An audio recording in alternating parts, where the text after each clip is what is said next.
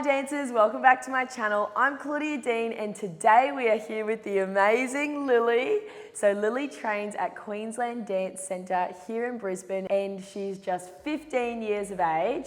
Now, I thought of a really good idea because so many of you constantly ask me questions about your turns. So I thought I'd create a whole video about how to master the hardest ballet turns. So what Lily and I are going to do, I'm basically going to be picking 5 of the hardest turns and I'll be giving Lily 3 top corrections to master those hard ballet turns. So make sure if you struggle with turns or even if you don't struggle with turns and you want to master them and perfect them more, keep watching. Now, before we start, don't forget to like, comment and subscribe, and I think we will just get straight into it, Lil. Now dancers, today the first turn I'm going to pick is a normal en dehors pirouette because I feel like they're the foundation for all the turns that I'm about to do. Okay, so Lily, hop into 4th position for me here, like you're going to prepare for an en dehors turn. Now dancers, my first crucial tip for an en dehors turn is to make sure you don't forget that this leg and this leg, your back leg, they both have to plie down on count 2, and you have to make sure you don't cut count 2 short. Now you're probably all wondering, what is count 2? So what it is that when you prepare for a pirouette, that is your count 1. Yep. Then you're going to plie down further on count 2, and that's right before you take off and releve up on 3. But what I find is on 2, this is where people might lift up the heels, they might shift the front heel like that, and this is where a lot of the time things can go wrong with your en dehors turn. And also, in saying that, with the front leg, people do the same thing with their back foot also. But usually because the back foot's behind us, we don't realize it's happening until someone sort of points it out. So Lily, what I want you to do is do an en dehors turn now, making sure that on 2, you go to a really decent plie and then a really quick up on 3, okay? So you go 1, so 1 you still plie, yeah, then 2, 3, go! Yeah, exactly, that's perfect. Now, if you find you are shifting and lifting up your heels on that 2, there's a really good exercise to strengthen up the lower calf that I'm going to show you right now. Okay, so this exercise here is our bent knee calf risers, and if you just go parallel for me like this, Lily, and then lift up the other leg. Now Lily's going to stay on a demi-plie. Now she's going to rise up 70% like that, and can everyone see it's a little bit shaky? Now this is very normal, especially if it's one of your first times doing this exercise. And I just said to Lily then, we haven't really done a lot of this before, so this will be really good for Lily to practice. So then you go down, and then again, rise up, go, go, go, go, go, go, go. Only 70% there, and then go down. Now what you don't want to do with this exercise, you don't want to pop all the way up because that's like giving into the force, so it's quite easy to do that. You want to really control the whole aspect of the rise. So just try it once more, Lily. Up, yes, and then go down. That's perfect, okay? Now you could aim to do about 15 to 20 of these depending on how much you train per week. So for Lily, I'd probably recommend for her around about 20. So now Lily, you're going to practice a pirouette giving full value to the 2 with no shifting or lifting up of the heels. Really think of pressing down, then using the lower calf, like what we just did on the bar, to then pop up on 3. So you go 1, 2, 3. Yes. Woo. That was a good one. You had a lot of force, didn't you? Yeah, that's good. Okay, perfect. Now, let's go on to correction number 2 or tip number 2 to make this a good turn. Now, for this correction, Lily, I really want you the whole time when you do a pirouette to seem like you're completely in one straight line, like this. Okay, and I find a lot of the time when kids turn, your shoulders might be forward, they might be back, you might be on an angle, you might drop one of the sides. And the best way to fix this is by practicing a turn with your hands on your shoulders. It is quite hard, so when you practice it, you might only go around twice, which is fine, or even once, but it's just bringing it back to the basics to make sure that you've got shoulders over hips and then your hips over the top of your left big toe of the supporting leg. So let's try a turn like that, Lil. Okay. Plie down. Now 1, 2, go. Exactly. So everyone could see there like how upright she is, and you probably felt very upright. that's how you want to be in a turn. So you could practice about 3 or 4 of these. So give it one more go, and we'll practice it once more. So 1, 2, go! Good. Try it once more with the good 2 before up on 3. 1, 2, 3. Yes, that's more like it. Good. Now try it with normal hands. So now you try it in first, everyone, and you'll find it'll be so much easier. Go again.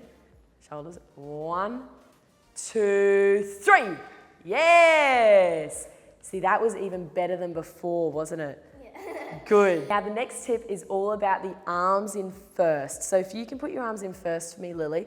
Now what I want for a pirouette dancers is to make sure that your middle fingers, they're touching and they have to stay in line with the center of your chest. So a lot of people start to move them like up, down, sideways, depending on where they're falling. But if you can focus on your middle fingers staying in line with the center of your chest, your turns are going to look very neat. The next thing too, Lily's elbows, they always must stay supported. Now Lily's already quite good at this, but a lot of dancers, they seem to drop the elbows, which automatically disengages your back. So at all times, we want your back to be supported, and then we want your hands and middle fingers to be in line with the center part of your chest.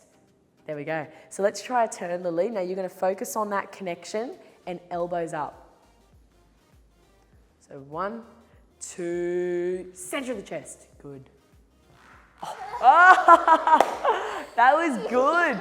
Maybe more force with your left side, and then I think you'll do 4. That was amazing. Okay, ribs in. 1, 2, go. That's good, that's good. Still so amazing, okay? That time, if you'd done a turn like that in class, I probably would have brought you back to this.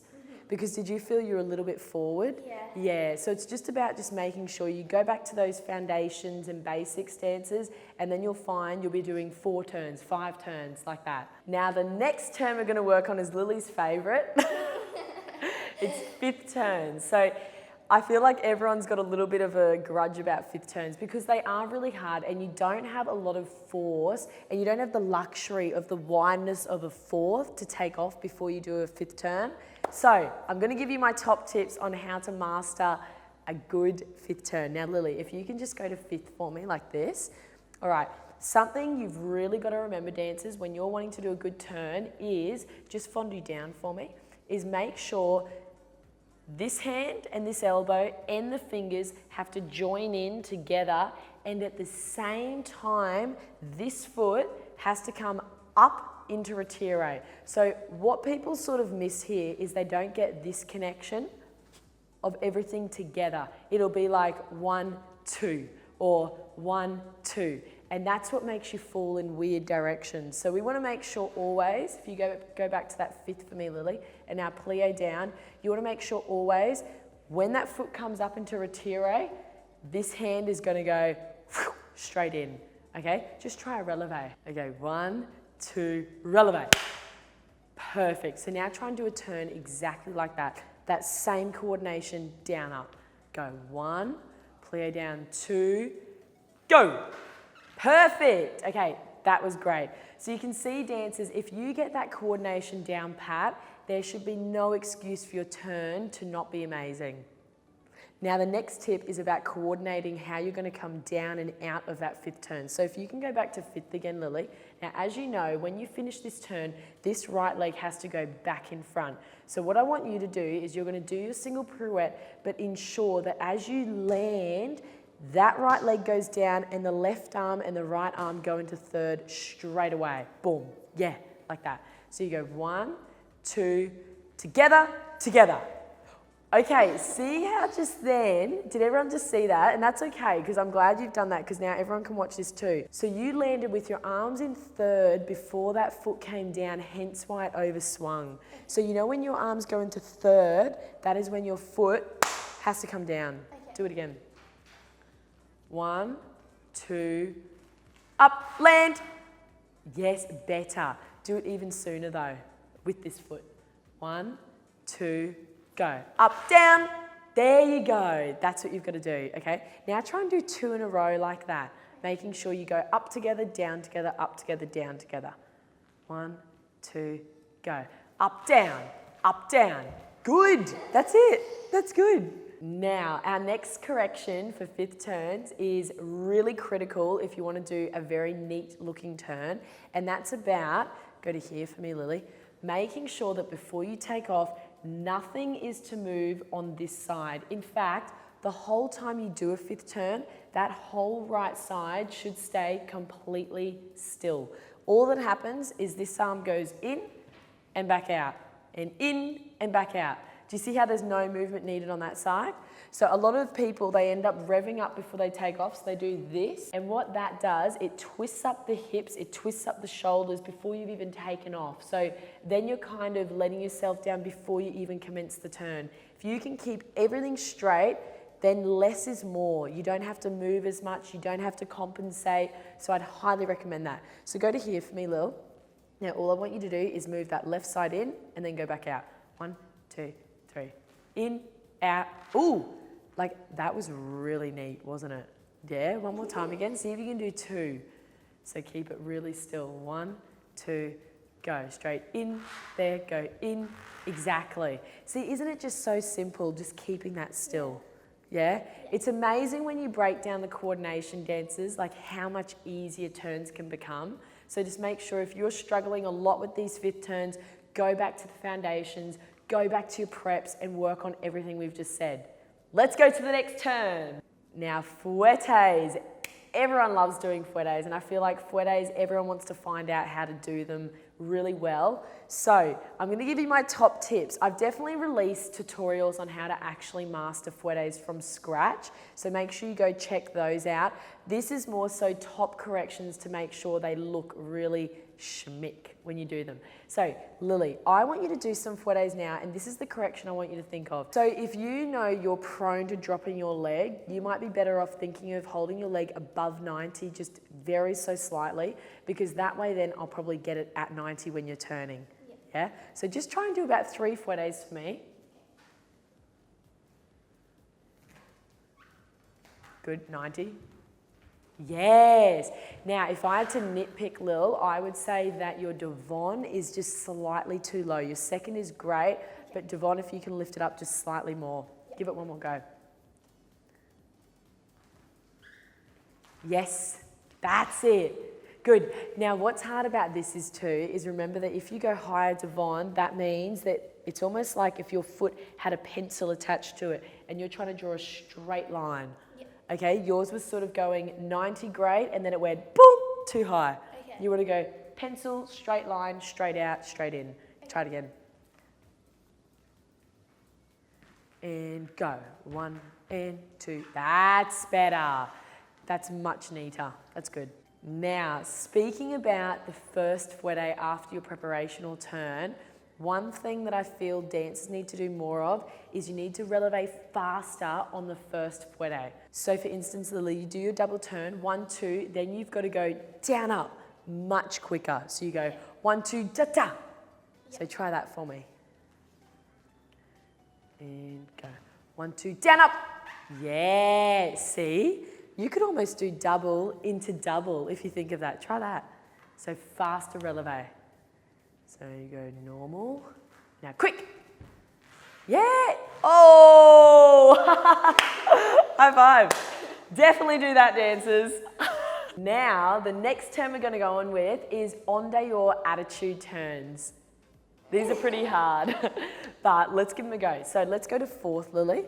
So now, my first crucial correction here is making sure that you know how we did the really strong 2 for your en dehors turns at the beginning?